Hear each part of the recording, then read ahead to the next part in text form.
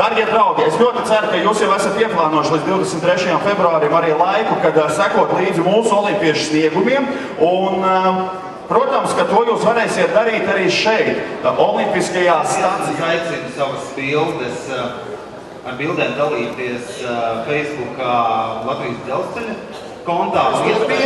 Divreiz 2 minūtes, viss pēc hokeja noteikumiem, tātad Telekoms un dzelzceļš gatavs, līdz te gatavi, uzmanīgi gatavību, aiziet, pirmais puslaiks sākās, jūs varat droši, netraucējot, protams, kā profesionālos sportistus uz galda hokeja izcīnot pirmās olimpiskās čempionu medaļas, bet 2 minūtēs un otrās 2 minūtēs katrā ziņā ļoti daudz notika, ir atklāts rezultāti, tātad pagaidām laikam 1-0 Telekom labā, dzelzceļš. Es domām. Tā līdzutējiem. To redziet kā.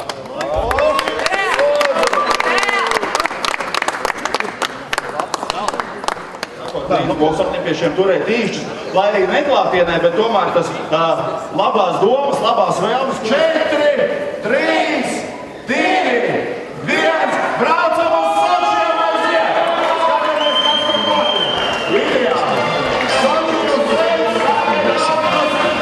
Skatāmies, kas tur notiek.